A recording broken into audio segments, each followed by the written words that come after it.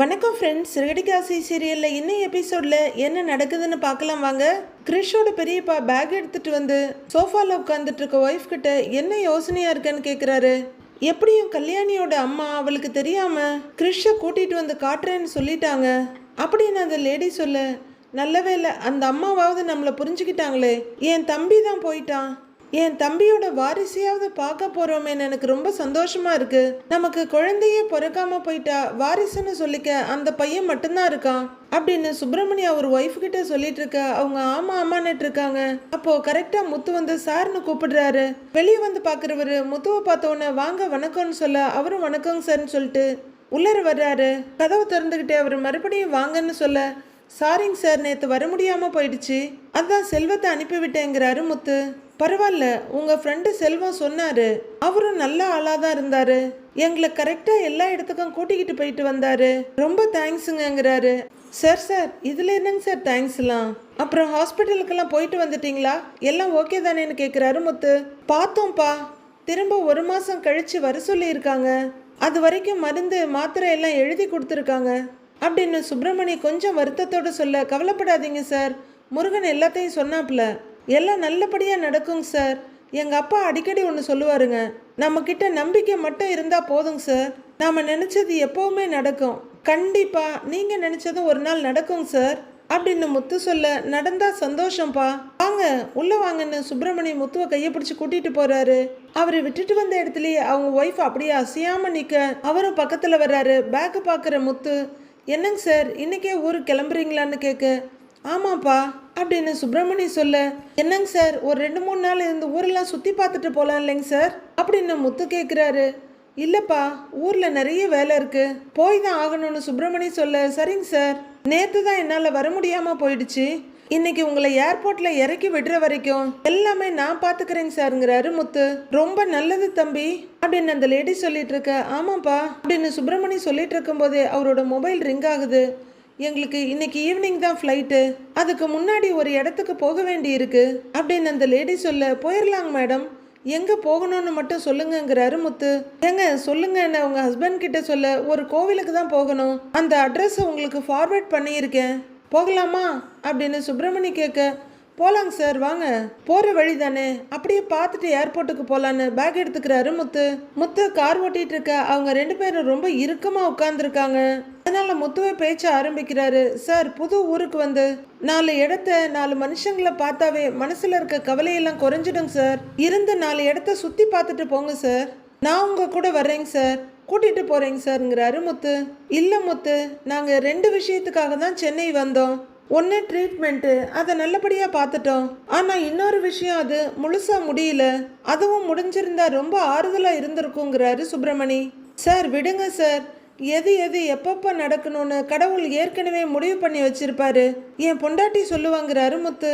கரெக்டாக சொல்லியிருக்காங்க உங்கள் ஒய்ஃப், கடவுளுக்கு தான் எல்லாம் தெரியும், யாரை எப்போ சந்திக்கணும்னு கூட கடவுள் எல்லாத்தையும் முடிவு பண்ணி தான் வச்சிருப்பாரு, வாழ்க்கையில் பாவம் மட்டும் பண்ணிடவே கூடாது, அப்படி பண்ணினா அதுக்கான விலையை நம்ம வாழ்கிற காலத்திலேயே கொடுக்குற மாதிரி இருக்கும் அப்படின்னு சுப்பிரமணி சொல்ல, முத்துவுக்கு ஒன்றும் புரியல, ஆனாலும் கொஞ்சம் சங்கடமாக இருக்குது.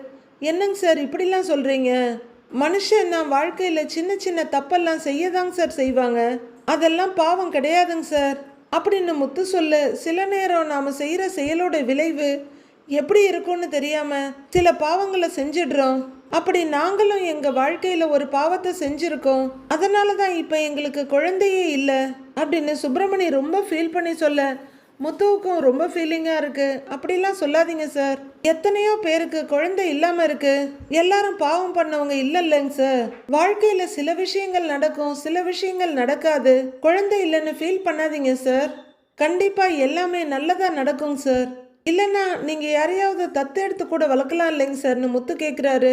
அப்படி ஒரு குழந்தையை நாங்கள் வளர்த்துருக்கோம், எங்கள் தம்பி பையன் இருக்கான் அப்படின்னு சுப்பிரமணி சொல்ல, முத்துவுக்கு ரொம்ப ஆர்வமாயிடுது. அப்புறம் என்னங்க சார், அந்த பையனையே உங்கள் பையனை வளர்த்துக்கலாம் இல்லைங்க சார்னு கேட்குறாரு. ஒய்ஃபை ஒரு பார்வை பார்க்குறவரு, அது நடக்கும்னு தான் நினைக்கிறோம், பார்க்கலாம் அப்படின்னு சுப்பிரமணி சொல்ல, கார் போய்கிட்டே இருக்கு. லட்சுமி அம்மா, அதாங்க கிறிஷோட பாட்டி, கிறிஷை கோவிலுக்கு கூட்டிகிட்டு வந்திருக்காங்க, முத்து ஒரு கோவில் முன்னாடி காரை நிறுத்துறாரு. சுப்பிரமணியம் அவரோட ஒய்ஃபும் இறங்க முத்து அவங்கள விட வேகமா இறங்கி வந்து, சார் நீங்க சொன்ன கோவில் இதுதாங்க சாருங்கிறாரு. சரிப்பான்னு அவரு சொல்ல, ஏங்க அர்ச்சனைக்கு பூ பழம்லாம் வாங்கணும் அப்படின்னு அந்த லேடி சொல்றாங்க. நீங்க உள்ளர போங்க, நான் வாங்கிட்டு வரேன் அப்படின்னு முத்து சொல்ல, சரிவா நாம உள்ளர போலாம் அப்படின்னு அவங்க 2 பேரும் உள்ளர போறாங்க. 2 பேரும் உள்ளர வர கிரிஷ் ஒரு இடத்துல விளையாடிட்டு இருக்காங்க. லக்ஷ்மி அம்மா ஒரு இடத்துல சோகமே உருவா நின்றுட்டு இருக்காங்க. உள்ளர வர்றவங்க இவங்கள பாத்துடுறாங்க. அங்க பாரு நிக்கிறாங்க அப்படின்னு சுப்பிரமணி சொல்ல 2 பேரும் லக்ஷ்மி கிட்ட வர்றாங்க. 2 பேரும் பக்கத்துல வந்து வணக்கம்மான்னு சொல்லிட்டு நல்லா இருக்கீங்களான்னு கேக்குறாங்க. இருக்கோங்கிறாங்க கிரிஷோட பாட்டி.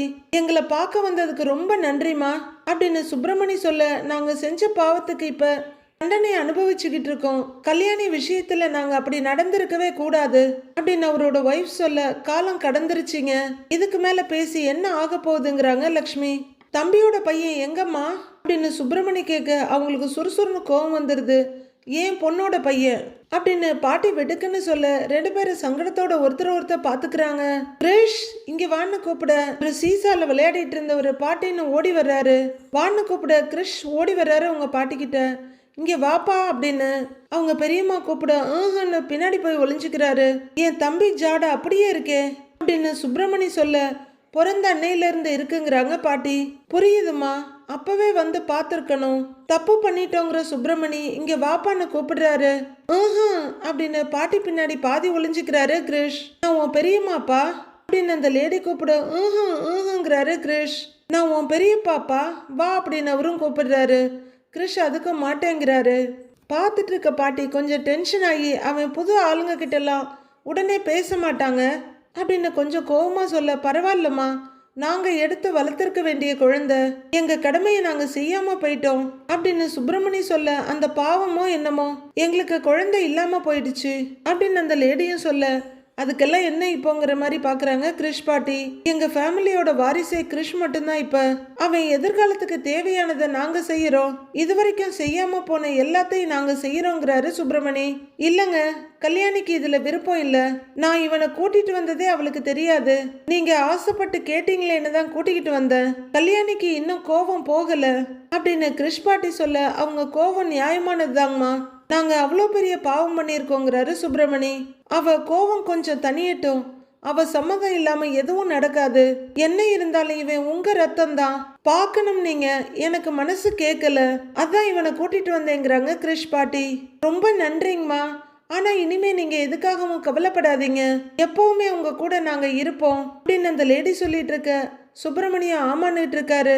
அப்போ முத்து அர்ச்சனை பொருட்களை ஒரு கவர்ல வாங்கிட்டு வர்றவரு இவங்க நின்று பேசிட்டு இருக்கத கவனிச்சிடுறாரு. அதுல என் கிரிஷோட பாட்டியும் கிரிஷையும் பார்த்துட்டு அவங்கள நோக்கி நடக்க ஆரம்பிக்கிறாரு. எங்க இவங்க கிரிஷோட பாட்டிக்கிட்ட பேசிட்டு இருக்காங்க, ஒருவேளை தெரிஞ்சவங்களா இருக்குமோ அப்படின்னு யோசிச்சுட்டு நிக்க, கிரிஷோட படிப்பு செலவுல இருந்து எது வேணும்னாலும் என்கிட்ட கேளுங்கம்மா, இனிமே நான் பாத்துக்கிறேங்கிறாரு சுப்பிரமணி. லக்ஷ்மி ஏதோ சொல்றதுக்கு வாயெடுக்க அதுக்குள்ள முத்துவை பாக்குற கிரிஷ், முத்து அங்கிள் அப்படின்னு அவர்கிட்ட ஓடுறாரு. 3 பேரும் திகச்சு போய் பாக்குறாங்க. முத்து அங்கிள் அப்படின்னு கூப்பிட்டுக்கிட்டே ஓடி வர, டேய் கிரிஷ் அப்படின்னு கிரிஷோட கையை பிடிச்சிட்டு முத்து தட்டாமல சுத்துறாரு. டேய் என்னடா இந்த பக்கம் அப்படின்னு கேட்டுக்கிட்டே கிச்சு கிச்சு மூட்டி விளையாடிட்டு இருக்காரு முத்து ரொம்ப ஜாலியா. இவங்க 2 பேரும் முத்துவை கேள்வியா பார்க்க பாட்டி அப்படியே அதிர்ந்து திகச்சு போய் பாக்குறாங்க. ஐயோ, கல்யாணிக்கு தெரிஞ்சா கொன்னே போட்டுருவாளே, தெரியாம இப்படி வந்து மாட்டிக்கிட்டோமேன்னு பயத்துல அவங்க முகம் அப்படியே வெளிரி போய் கிடக்கு. கொஞ்ச நேரம் விளையாடுற முத்து, டேய் எப்படிடா இருக்கன்னு கேட்க, நல்லா இருக்கேன் அங்கிள், மீனா ஆண்டி வரலையான்னு கேட்குறாரு கிரிஷ். இல்லடா, மீனா ஊருக்கு போயிருக்கிறா அப்படின்னு சொல்லிக்கிட்டே வர்ற முத்து பாட்டிக்கிட்ட வந்து எப்படிமா இருக்கீங்கன்னு கேட்குறாரு. நல்லா இருக்கேன் முத்து அப்படின்னு அதிர்ச்சி விலகாமலே சொல்றாங்க அந்த பாட்டி. முத்து இவங்கள உங்களுக்கு தெரியுமா அப்படின்னு கேட்க, இப்ப கல்யாணியோட அம்மாவுக்கு இன்னும் பயங்கரமான அதிர்ச்சி. ஆமாங்க சார், எங்களுக்கு ரொம்ப வேண்டப்பட்டவங்க, பக்கத்து ஊர்க்காரங்க தாங்கிறாரு முத்து. அம்மா உங்களுக்கு இவங்கள தெரியுமா, என் கார்ல தாங்கம்மா சவாரிக்கு வந்திருக்காங்க அப்படின்னு முத்து சொல்ல, அவ்வளோதான் கிரிஷோட பாட்டிக்கு கை கால்லாம் நடுக்கம் கொடுத்துடுது.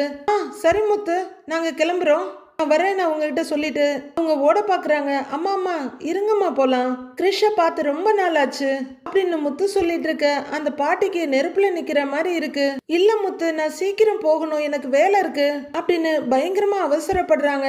அப்படியாங்கிற மாதிரி முத்து முகம் கொஞ்சம் வாடி போய் நிக்க அம்மா நான் சொன்னதெல்லாம் அப்படின்னு சுப்பிரமணி சொல்ல, அதெல்லாம் அப்புறம் பேசிக்கலாம், நான் வரேன். டேய் கிரிஷ் நீ வாடா அப்படின்னு ஓடி வந்து கிரிஷோட கையை பிடிக்க, இந்த பக்கம் சுப்பிரமணியம் ஓடி வந்து கிரிஷ் அப்படின்னு அவரோட கையை பிடிச்சி நல்லா படிக்கணும் என்ன அப்படின்னு சொல்லிட்டு இருக்க. போயிட்டு வா தங்கம் அப்படின்னு அவங்க ஒய்ஃபும் கிரிஷோட கன்னத்தை தடவிட்டு இருக்காங்க.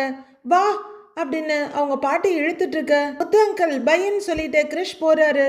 பைடா அப்படின்னு முத்து பார்த்துக்கிட்டே நிக்கிறாரு. கடவுளே, முத்து கார்ல தான் இவங்க வந்தாங்களா? முத்துவுக்கு விஷயம் தெரிஞ்சா நான் என்ன பண்ணுவேன்? ஐயோ அப்படின்னு புலம்பிக்கிட்டே வேக வேகமா கிரிஷை இழுத்துட்டு போறாங்க. வாசல்ல வந்து செருப்பை போட்டுட்டு அவங்க திரும்பி பார்க்க, கிரிஷும் திரும்பி பார்த்து முத்துவுக்கு பை சொல்லிட்டு இருக்காரு. வாடா வா அப்படின்னு அவங்க பாட்டி இழுத்துட்டு போயிட்டு இருக்க.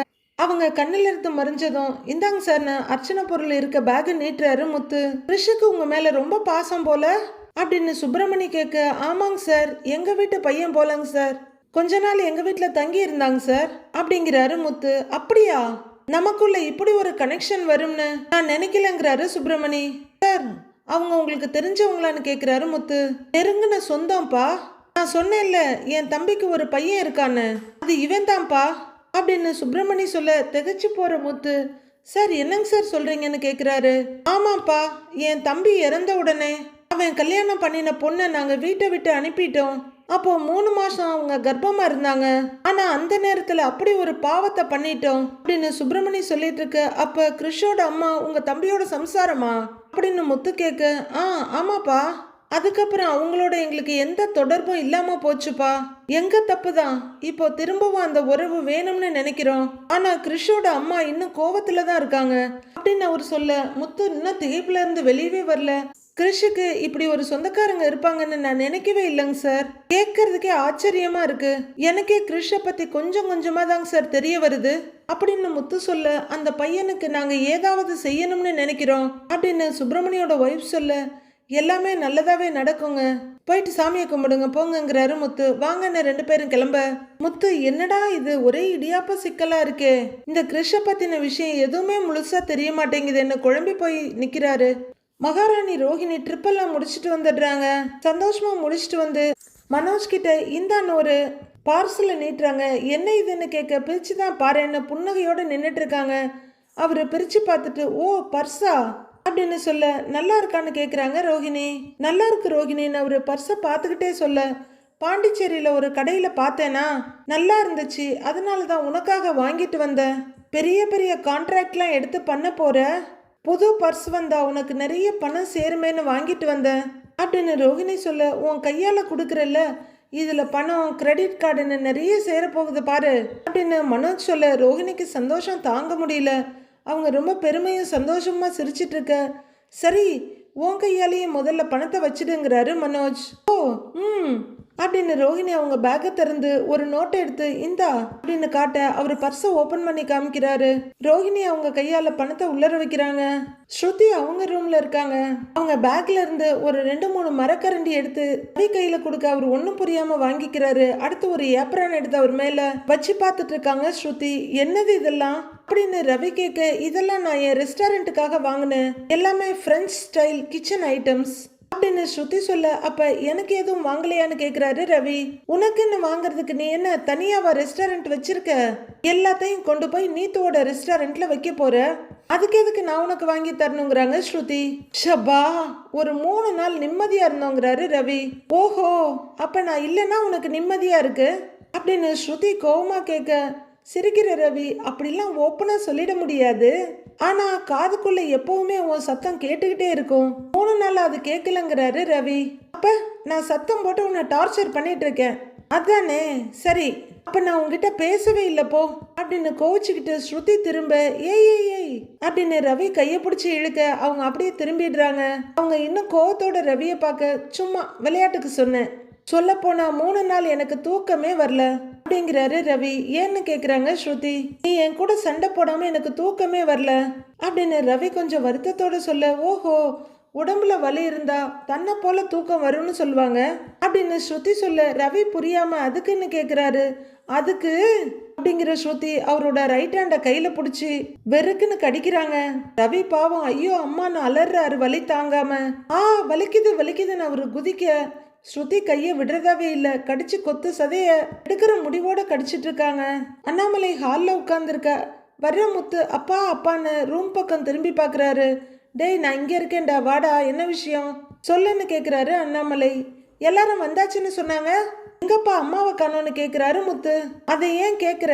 பார்வதிக்கு ஏதோ கிஃப்ட் வாங்கிட்டு வந்தா போல இருக்கு, அதை கொண்டு போய் கொடுத்துட்டு பாண்டிச்சேரியில் நடந்த கதை வந்த கதை எல்லாத்தையும் சொல்லிட்டு வர்றதுக்காக போயிருக்கா அப்படின்னு அண்ணாமலை சொல்ல, ஆமாம்மா அம்மாவால் தான் ஊர்க்கதை பேசாமல் இருக்க முடியாதுல்ல அப்படின்னு முத்து சொல்ல, இல்லைன்னா அவள் எல்லா கதையும் என்கிட்ட சொல்லிட்டு இருப்பா, நான் கேட்டுட்டு இருக்கணும். இப்போ பார்வதி கிட்ட சொல்லி இவளே டயர்ட் ஆயிடுவா, அதுக்கப்புறம் நான் கொஞ்சம் டயர்டானா போதும் அப்படின்னு அண்ணாமலை சொல்ல, முத்துவால சிரிப்பை அடக்கவே முடியல. அம்மா கிட்ட இருந்து தப்பிக்கிறதுக்கு நீ எப்படிலாம் பிளான் பண்றப்பா, சூப்பர் போப்பான்னு சிரிச்சுக்கிட்டே இருக்காரு. எப்படியும் சொல்லாம இருக்க மாட்டான்னு சொல்லிக்கிட்டே அண்ணாமலை உட்கார, நீ சொல்றதெல்லாம் உண்மைதான்ப்பா அப்படின்னு சொல்லிக்கிட்டே முத்துவும் உட்கார்றாரு. ஆமா பாட்டி எப்படி இருக்காங்கன்னு கேட்குறாரு அண்ணாமலை. மீனா நேர்ல போய் பார்த்துக்கிட்டா இல்லப்பா, அவங்க உடம்பு கொஞ்சம் கொஞ்சமா குணம் ஆயிடுச்சா அப்படின்னு முத்து சொல்ல, அண்ணாமலை ஒரு நெகிழ்ச்சியான பார்வை பார்த்துட்டு, யாரும் ஒருத்தங்களா இருந்தாலும் சொந்த பொண்ணு மாதிரி போய் பாத்துக்கிறா, அவளை நினைச்சா எனக்கு சந்தோஷமா இருக்குடாங்கிறாரு அண்ணாமலை. எனக்கும் தான்ப்பா, அவ மனசெல்லாம் யாருக்குமே வராதுப்பா அப்படின்னு முத்து சொல்லிட்டு இருக்கும் போதே மனோஜ் டங்கு டங்குன்னு நடந்து வர்றாரு. ஏய் இன்னும் உன் பொண்டாட்டி வரலையான்னு கேட்குறாரு. நீ ஏண்டா அவளை கேட்குறேங்கிறாரு முத்து. இல்லை ஒரு காஃபி குடிக்கலான்னு பார்த்தேன்னு மனோஜ் சொல்ல, முத்து டக்குன்னு ரைஸ் ஆயிடுறாரு. டேய் உனக்கு காஃபி வேணும்னா மட்டும்தான் என் பொண்டாட்டி ஞாபகம் வருமா, உனக்கு வேணும்னா உன் பொண்டாட்டிகிட்ட கேளுடா அப்படின்னு முத்து கத்திக்கிட்டு இருக்க. ரோஹிணியும் வெளியே வர்றாங்க. இந்த பக்கம் ரவியும் ஸ்ருதியும் வந்து நிற்கிறாங்க. மனோஜ் நான் வேணா உனக்கு போட்டு தரேன்னு ரோஷத்தோட ரோஹிணி சொல்ல, ஐயோ வேணாம் வேணாம் அம்மாவே வரட்டுங்கிறாரு மனோஜ். ஆனாலும் உனக்கு இருக்கு பாரு, உனக்கெல்லாம் காஃபி கொடுக்க கூடாது, கழனி தண்ணி தான் கொடுக்கணுங்கிற மாதிரி ரோஹிணி பார்த்துட்டு இருக்காங்க. மனோஜ் காஃபி வேண்டான்னு அலர்னதை பார்த்து ஸ்ருதியும் ரவியும் சிரிச்சிட்டு இருக்காங்க. அப்பா நான் ஒரு விஷயத்த சொல்ல மறந்துட்டேன்ப்பா, இன்னைக்கு ஒரு முக்கியமான விஷயம் நடந்துச்சுப்பாங்கிறாரு முத்து அவரு அப்பாட்ட. என்ன விஷயம்னு கேட்க, நம்ம கிருஷ் இருக்கான்ல அப்படின்னு முத்து ஆரம்பிக்க, ரோஹிணி எல்லாத்தையும் விட்டுட்டு ஷார்ப்பா முத்துவையே பார்த்துட்டு இருக்காங்க. ஆமா நீ கிருஷ பாத்தியான்னு கேட்கிறாரு அண்ணாமலை. அப்பா ஒரு நிமிஷம் இருப்பா அப்படிங்கிற முத்து பாக்கெட்ல இருந்து மொபைல எடுக்க, என்ன இவன் கிருஷ்ணன் சொல்லிட்டு ஏதோ சொல்ல வந்தான், இப்ப போன் எடுத்துக்கிட்டு இருக்கானேன்னு பயத்தோட பாக்குறாங்க ரோஹிணி. டேய் யாருக்குடா போன் பண்றேன்னு ரவி கேட்க, மீனாவுக்கு தான் அப்படிங்கிற முத்து மீனாவுக்கு கால் பண்ண மொபைல் ரிங் ஆகுது. என்ன நடந்துச்சோ என்னவோ ஏதோ தெரியலையேன்னு ரோஹிணி பயத்தோட பார்த்துட்டு இருக்காங்க. கால் அட்டன் பண்ணி ஹலோ சொல்லுங்கங்கிறாங்க மீனா. மீனா நான் ஒரு முக்கியமான ஆளை பத்தி சொல்ல போறேன், நீயும் கேளு, நான் வீட்டில தான் இருக்கேன், எல்லாரும் இருக்காங்க, ஸ்பீக்கர் போட்டிருக்கிறேன்னு முத்து சொல்ல, அப்படியா அப்படின்னு மீனா கேட்டுட்டு இருக்காங்க. ஹாய் மீனா எப்படி இருக்கீங்கன்னு ஸ்ருதி கேட்க, நல்லா இருக்கேன் ஸ்ருதிங்கிற மீனா. ஏங்க யாரை பத்தி சொல்ல போறீங்க அப்படின்னு மீனா ஆர்வமா கேட்க, நம்ம கிருஷ பத்தி தான் மீனா அப்படிங்கிறாரு முத்து. என்ன கிருஷ பத்தியா அப்படின்னு மீனா கேட்க, ஆமான்னு இவர் சொல்லிக்கிட்டு இருக்க. ரோஹிணி மூச்சு கூட விட முடியாம அப்படியே உறைஞ்சு போய் நிக்கிறாங்க. கிருஷ் வாழ்க்கையில இப்படி ஒரு கதை இருக்கும்னு நான் நினைச்சு கூட பார்க்கல அப்படின்னு முத்து சொல்ல, என்னங்க சொல்றீங்க, என்ன கதை அப்படின்னு மீனாவும் ரொம்ப ஆர்வத்தோட கேக்குறாங்க. மீனா நான் இன்னைக்கு கிருஷோட சொந்தக்காரங்களை பார்த்தேன் அப்படின்னு முத்து சொல்ல, ஆர்வமா பார்த்துட்டு இருக்காங்க ஸ்ருதியும் ரவியும். ரோஹிணியோட பாட்டு தான் திண்டாட்டமா இருக்கு, என்னடா சொல்ற, கிருஷுக்கு பாட்டி மட்டும்தானே இருக்காங்கன்னு கேக்குறாரு அண்ணாமலை. அப்பா நாம இவ்வளவு நாளா அப்படி நினைச்சுக்கிட்டு இருந்தோம், ஆனா அப்படி கிடையாது அப்படின்னு முத்து சொல்ல, ஐயோ இவனுக்கு என்ன தெரிஞ்சிருக்குன்னு தெரியலையே, சீக்கிரமா சொல்லி தொலைய மாட்டேங்கிறானே அப்படின்னு பதட்டமா பார்த்துட்டு இருக்காங்க ரோஹிணி. ரவி ரொம்ப ஆர்வத்தோட பார்த்துக்கிட்டு இருக்க, இவனுக்கு இதே பொழப்பா போச்சு, எல்லாரையும் பத்தி தெரிஞ்சுக்கணும், எல்லாரையும் பார்த்துக்கணும்னு நினைக்கிறான், இவன் எல்லாம் ஒரு அப்படிங்கிற மாதிரி பாக்குறாரு மனோஜ். கிருஷோட அப்பா இருந்தாருல அப்படின்னு முத்து சொல்ல, அவர் இருந்தாருன்னு நமக்கு எப்படி தெரியும், யாருன்னு எப்படி தெரியுங்கிறாரு அண்ணாமலை. அவர் இறந்துட்டாருன்னு தானே சொன்னாங்கன்னு கேட்கிறாரு ரவி. ஆமாண்டா கிருஷோட அப்பாவோட அண்ணனை தான் நான் இன்னைக்கு பார்த்தேன் அப்படின்னு முத்து சொல்லிட்டு இருக்கா. ஐயோ அதுக்கப்புறம் என்ன நடந்ததுன்னு தெரியல, இவனை ஒதுக்கி வைக்கணும்னு இவ்வளோ பெரிய பிளான் போட்டு இப்படி வீணா போச்சேன்ற மாதிரி பாக்குறாங்க ரோஹிணி. அவங்கெல்லாம் இருக்காங்களா அப்படின்னு அண்ணாமலை கேட்க, ஆமாப்பா கிருஷுக்கு அவன் பெரியப்பா பெரியம்மா எல்லாரும் இருக்கிறாங்க. ஏங்க எங்க பாத்தீங்க, என்ன சொல்றீங்க அப்படின்னு மீனா போன்ல படபடப்பா கேக்குறாங்க. மீனா அதுதான் விதி, எப்படிலாம் வேலை செய்து பாரு அப்படின்னு முத்து சொல்லிட்டு இருக்க. மூச்சு கூட விட முடியாம திணறிட்டு நிக்கிறாங்க ரோஹிணி. அவங்க ஒரு ட்ரீட்மெண்ட்டுக்காக சென்னைக்கு வந்திருக்காங்க, நம்ம கார்ல தான் சவாரிக்கு வந்தாங்க, அவங்க தான் கதை எல்லாத்தையும் சொன்னாங்க. கிருஷோட அம்மா அப்பாவுக்கு கல்யாணம் ஆகி 3 மாசத்திலேயே கிருஷோட அப்பா இறந்துட்டாராம். அப்படின்னு முத்து சொல்லிக்கிட்டு இருக்க மத்தவங்க எல்லாம் என்ன ஏதுன்ற மாதிரி ஒரு குழப்பமும் ஆர்வமுமா பார்த்துட்டு இருக்க ரோஹிணி பயத்துல பேயறைஞ்ச மாதிரி நிக்கிறாங்க. அதுக்கப்புறம் கிறிஷோட அம்மாவை அந்த குடும்பத்துல இருக்கவங்க எல்லாம் கர்ப்பமா இருக்கப்பவே விரட்டி விட்டுட்டாங்களாம் அப்படின்னு முத்து சொல்ல அதிர்ந்து போய் பாக்குறாங்க மீனா. எதுக்கு அப்படின்னு அண்ணாமலை கேட்க அந்த நினைப்புல ரோஹிணி பயங்கரமா கோவப்படுறாங்க. அப்பா அது தெரியலப்பா, ஏதோ குடும்ப தகராறு போல இருக்கு. கிறிஷோட அம்மாவும் வீட்டை விட்டு போயிடுச்சான், அதுக்கப்புறமா தான் கிறிஷ் பிறந்திருக்கான் போல அப்படின்னு முத்து சொல்ல டென்ஷனா பார்த்துட்டு இருக்காங்க ரோஹிணி. பிரெக்னெண்டா இருக்கும்போதே வீட்டை விட்டு அனுப்பிட்டாங்களா அப்படின்னு ஸ்ருதி கேட்க முத்துவும் ஆமான்னு தலையாட்டுறாரு. மீனா, நான் கோவில்ல அவங்களை இறக்கி விட போகும்போது அங்க கிறிஷும் அவன் பாட்டியும் வந்திருந்தாங்க அப்படின்னு முத்து சொல்ல ரோஹிணி வெறியோட பார்த்துட்டு இருக்காங்க. எதுக்கு இத்தனை வருஷம் கழிச்சு வந்தாங்களான்னு ரவி கேக்குறாரு. இத்தனை வருஷமா அவரோட மனசுல இது உறுத்திக்கிட்டே இருந்திருக்கு போல, அவங்களுக்கு இப்போ வரைக்கும் குழந்தை கூட பிறக்கலையா அப்படின்னு முத்து சொல்ல கர்ப்பமா இருக்க பொண்ணு வீட்டை விட்டு அனுப்பி இருக்காங்க. இப்ப அவங்களுக்கு குழந்தை இல்லாதனால இவளை அனுப்பினது தப்போன்னு நினைச்சிட்டு இருக்கலாம் அப்படின்னு அண்ணாமலை சொல்ல இருக்கலாம்ப்பா, அதான் கிறிஷ பார்க்கணும், அவனை அவங்க குடும்பத்தோட சேர்த்துக்கணும்னு தான் பாக்குறாரு. ஆனா கிறிஷோட அம்மா இப்ப துபாயில எங்கேயோ இருக்கு, இவரும் கிறிஷோட அம்மாவை பார்த்து இத பத்தி எல்லாம் பேசணும்னு நினைக்கிறாரு அப்படின்னு முத்து சொல்லிட்டு இருக்க பயங்கர டென்ஷனும் தவிப்புமா நிக்கிறாங்க ரோஹிணி. மீனாவும் ரொம்ப அதிர்ச்சியோட கிறிஷுக்கு பின்னாடி இவ்வளோ பெரிய கதை இருக்காங்கன்னு கேட்க ஆமா மீனா, அவங்க மனசுலயும் என்னென்னமோ இருக்குது, ஆனா நமக்கு ரொம்ப சம்மந்தம் இல்லாதவங்கள்ட்ட எப்படி என்னதெல்லாம் கேட்டுக்கிட்டுன்னு நானும் பெருசா எதையும் கேட்டுக்கல. ஆனா நீ சொல்ற மாதிரி கிறிஷுக்கு பின்னாடி ஏதோ ஒரு கதை இருக்குது அப்படின்னு முத்து சொல்ல எல்லாரும் குழப்பமா ஒருத்தர் பாத்துக்கிறாங்க. ரோஹிணி மட்டும் முத்து மேல வச்ச பார்வையை அசைக்காம நிக்கிறாங்க. மீனா, இத பத்தி உனக்கு ஏதாவது தெரியுமா? கிறிஷ் ஏதாவது உங்ககிட்ட சொல்லியிருக்கானா அப்படின்னு முத்து கேட்க இல்லைங்க, என்கிட்ட எதுவுமே சொன்னதில்ல. இதெல்லாம் கிறிஷுக்கே தெரிஞ்சிருக்க வாய்ப்பு இல்லைன்னு தான் நினைக்கிறேன். ஏன்னா நீங்க சொல்றபடி கதைப்படி பார்த்தா கிறிஷ் அவங்க அம்மா வயித்துல இருக்கும் போதே அவங்க அப்பா இறந்துட்டாரு. அதுக்கப்புறம் கிறிஷோட அம்மா வீட்டை விட்டு வெளியில வந்துட்டாங்க. அவங்களும் இத பத்தி எல்லாம் கிறிஷ் கிட்ட சொல்லி இருக்க மாட்டாங்க. அதனால இந்த விஷயம் எல்லாம் அவனுக்கு தெரிஞ்சிருக்க வாய்ப்பு இல்லைங்க அப்படின்னு மீனா விளக்கமா சொல்ல முத்து அமைதியா கேட்டுட்டு இருக்க இங்க வெறுப்பு, கோபம், பயம்னு எல்லா உணர்ச்சிகள்லயும் சூழ்ந்து நிக்கிறாங்க ரோஹிணி. ஆமா மீனா, நீ சொல்றதும் கரெக்டு தான். பாவம், தான் யாரு, தனக்கு பின்னாடி என்ன கதை இருக்கு, இப்படி எதுவுமே தெரியாம அந்த பையன் வளர்ந்துகிட்டு இருக்கிறான் அப்படின்னு முத்து ரொம்ப வருத்தத்தோட சொல்லிட்டு இருக்காரு. ரோஹிணி பயங்கர டென்ஷனோட பார்த்துட்டு இருக்க. அப்பா, இவனுக்கு இதே வேலையா போச்சுப்பா, யார் யாரோட கதையெல்லாமோ கேட்டுட்டு வந்து இங்க வந்து சொல்லிட்டு இருக்கான் பாருங்க. அந்த பையன் பின்னாடி என்ன கதை இருந்தா நமக்கு என்ன அப்படின்னு மனோஜ் சொல்ல, டேய் கிருஷ்ண நம்ம வீட்டு பையன் மாதிரி தான்டா அப்படின்னு அண்ணாமலை சொல்ல, மாதிரி தானேப்பா, இந்த வீட்டு பையன் இல்லைல்ல, அதுக்கு எதுக்கு இவ்வளவு ஃபீலிங்கிறாரு மனோஜ். இவன் ஏதாவது உளறிக்கிட்டு தான் இருப்பான், நீ வா ரோஹிணி அப்படின்னு மனோஜ் ரூமை நோக்கி நடக்கிறாரு. கொஞ்ச நேரம் தயங்கி நின்றுட்டு இருந்த ரோஹிணியும் மெதுவா திரும்பி நடக்க ஆரம்பிக்க, ஏண்டா இப்ப அவங்க அந்த பையன் கிருஷ்ண ஏத்துக்கிட்டாங்களா, கூட்டிக்கிட்டு போக போறாங்களா அப்படின்னு அண்ணாமலை கேக்குறாரு. கதவு கிட்ட போன ரோஹிணி அப்படியே திரும்பி பாக்குறாங்க. தெரியலப்பா, அத கிறிஷோட அம்மா தான் முடிவெடுக்கணும், அந்த பொண்ணு தான் இந்த ஊர் பக்கமே வரமாட்டேங்குதேப்பா அப்படின்னு முத்து சொல்லிட்டு இருக்க ரொம்பவே வருத்தமும் சங்கடமுமா ரூம்குள்ள போறாங்க ரோஹிணி. சரி, இத்தனை வருஷம் கழிச்சு அவங்க இப்பவாவது வந்திருக்காங்களே, கிறிஷுக்கு நல்லது நடந்தா சரின்னு சொல்லிட்டு அண்ணாமலை ரூம் பக்கம் போறாரு.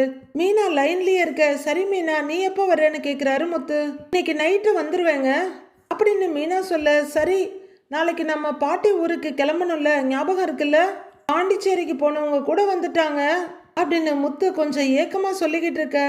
ரவியும் ஸ்ருதியும் அங்கேருந்து போயிடுறாங்க, அதெல்லாம் ஞாபகம் இருக்குங்க, நான் நைட்டு கிளம்பி வந்துடுறேங்கிறாங்க மீனா. சரி, அப்போ வந்துட்டு கால் பண்ணு, நான் வந்து உன்னை கூப்பிட்டுக்கிறேங்கிறாரு முத்து. ஆ சரிங்க, வச்சிடுறேன் அப்படின்னு மீனா போனை வைக்க, அப்படின்னு இவரும் போனை வச்சுட்டு ரொம்பவே யோசிச்சுட்டு நிக்கிறாரு. ரோஹிணி அமைதியா கட்டில உட்கார்ந்துருக்க. கண்ணாடியை ஷர்ட்ல தொடச்சிக்கிட்டு, ரோஹிணி என்ன ஒரு டீலர் பார்க்கறதுக்காக வர சொல்லியிருக்காரு, அவரை பார்த்துட்டு நான் அப்படியே ஷோரூமுக்கு வந்துடுறேன் அப்படின்னு மனோஜ் சொல்ல, சரி மனோஜுங்கிறாங்க ரோஹிணி. நீ எப்போ ஷோரூமுக்கு வர்றேன்னு அவர் கேட்க, நான் ஒரு கிளையண்ட்டை பார்க்க வேண்டியதா இருக்கு, அதை பார்த்துட்டு நான் ஷோரூமுக்கு வந்துடுறேங்கிறாங்க. சரி ரோஹிணி, நான் வரேன், மனோஜ் கிளம்பிட அப்பாடா போய் தொலைஞ்சான்னு கதவை வழியா சாத்தி லாக் பண்ணிட்டு பெட்டுக்கிட்ட ஓடி வந்து போனை கையில எடுக்கிறாங்க ரோஹிணி.